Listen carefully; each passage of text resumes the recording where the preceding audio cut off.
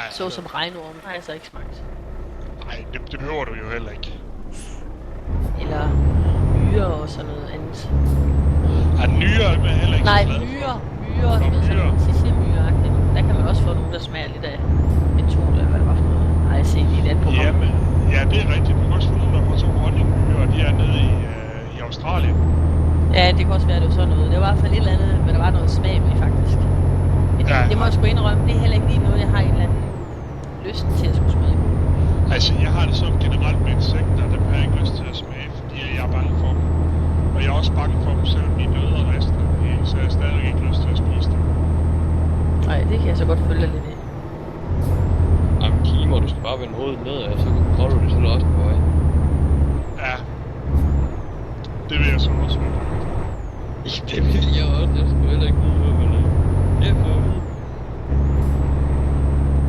Jeg er pisse bange for insekter. Det er helt vildt. Så du springer skrigende rundt her om sommeren, eller hvad? Ja, hvis der er en forkert en, der kommer i nærheden af mig, jeps.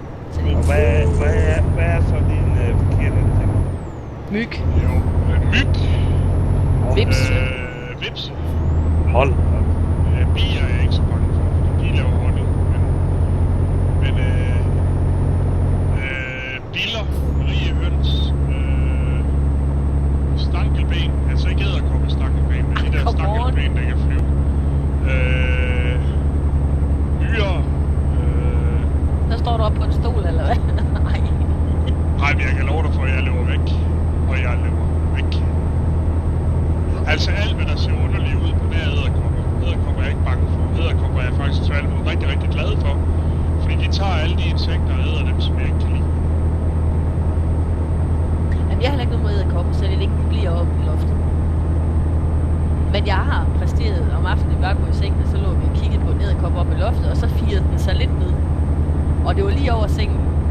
Så sagde jeg til Johnny, nu går jeg ud og henter støvsuger. Så det gjorde jeg. Ja, okay, det var en bizarre død. Jamen, sådan er det. Det gjorde min stedmor ikke. Hun var sikker på, at den døde. Den skulle jo ikke komme ud igen og støvsuge. Nej, men jeg stopper et stykke køkkenrulle i den ene ende, så det kan komme ud. Altså, jeg vil sige sådan, dengang jeg havde min egen lejlighed, altså før jeg blev gift, der havde jeg altid edderkopper hængende i hjørnerne. De fik lov at lave de største spænd, du kunne forestille dig. Fordi så tog de alle de grimme dyr, som jeg ikke kunne lide. Og nogle af dem kunne jeg jo kende efterhånden, fordi at, de altid boede det samme sted. Så dem gav jeg navn. Jeg husker, jeg havde en der altid sad ind i hjørnet. Og så havde jeg så haft holdt fest en gang, og så var der så en kammerat, han er så, hvor jeg skulle ud med aviser om morgenen. Det var så dengang, jeg var lidt yngre. Der var de der 19 år. Så havde han lagt sig ind for at sove i min seng, mens jeg var med aviser. Fordi ellers skulle han sove på gulvet, fordi alt andet var optaget. Vi havde så mange personer. Og så den der edderkop der, så der vågnede hjemme, så var hun død. Og så blev jeg jo så sur på ham, så sagde jeg til ham, hvad foregår du gang i, mand? Hvis jeg ikke smadrer hunden. Og var det din edderkop? Ja, foregår det min edderkop, sagde jeg så, men den tager alle de insekter, og den hedder hugo. Du har slået hugo ihjel.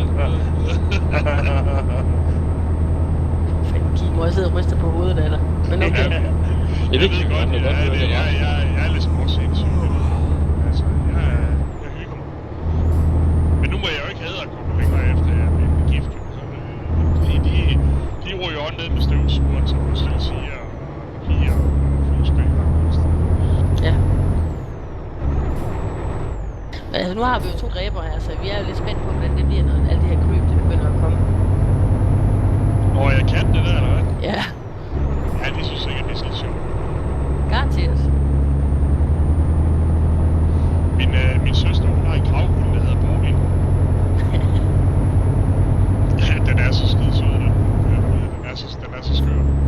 Så har den været ude at grave, du ved, de graver jo efter mus og alt sådan noget. Så har den jo så fanget mus. Så kom hun rigtig lystig ind i stuen, hen til min